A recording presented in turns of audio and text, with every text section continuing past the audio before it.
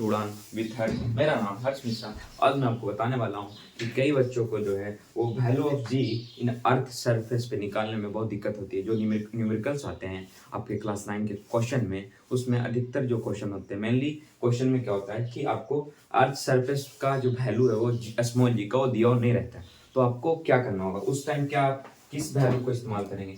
तो भाई आज बने रहो मेरे साथ, मैं पूरे सारे वो टॉपिक के साथ क्लियर करूंगा। अगर स्मॉल जी का value of small G on the surface of small G on the surface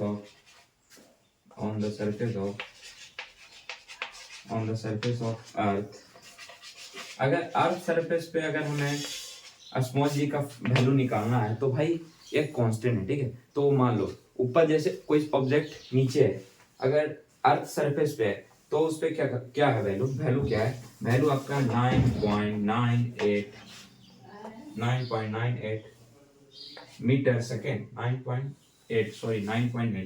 9.8 metre पर सेकेंड। ये आपका क्या है?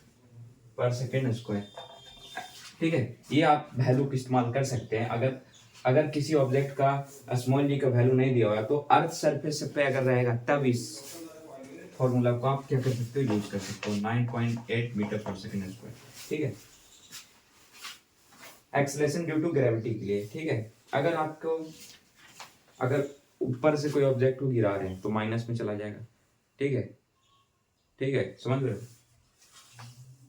तो ये आपको बहुत सारे और इक्वेशन ऑफ मोशन जो था हमें मोशन में पढ़ना, उसी इक्वेशन का इस्तेमाल कर हम ग्रेविटेशन के हर एक क्वेश्चन को सोल्व कर सकते हो। कौन कौन थे मैं मोशन को बता चुका हूँ, बस इस पर थोड़ा सा चेंजिंग करना है कि जो था v plus you plus A T, ये इक्वेशन था मोशन का। अब ग्रेविटेशन में क्या होगा कि यहाँ पे जो a है ये हो जाएगा एक्सेलरेशन ड्यू टू ग्रेविटी के कारण, ठीक है। एक्सेलरेशन नहीं वहाँ पे, एक्सेलरेशन ड्यू टू ग्रेविटी के कारण, ठीक है।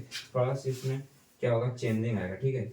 तो यहाँ पे एक्सेलरेशन ड्यू टू ग्रेविटी, तो इसको क्या हो जाएगा, यहाँ पे जी हो जाएगा, ठीक है। फर्स्ट इक्वेशन बन गया हमारा। सेकेंड इक्वेशन क्या था, S equal to U T plus half A T square. तो यहाँ पे ए टी स्क्वायर जो था, अब क्या होगा, अब जो हम ग्रेविटेशन का क्वेश्चन सोल्व करेंगे तो यहाँ पे एक्सेलरेशन जो है वो किसके कारण होगा, ग्रेविटेशन के कारण होगा, क्योंकि ग्रेविटेशन चैप्टर पढ़े तो इसमें, ठीक है। तो इसका जो इक्वेशन चेंज हो जाएगा, यहाँ पे हो जाएगा जी, ठीक है, स्मॉल जी। यहाँ पे आप 9.8 ले सकते हो, या फिर अगर किसी ऑब्जेक्ट को नीचे से ऊपर फ्लो कर रहा है तो माइनस में हो जाएगा, ठीक है। तो इसका ध्यान रखिएगा।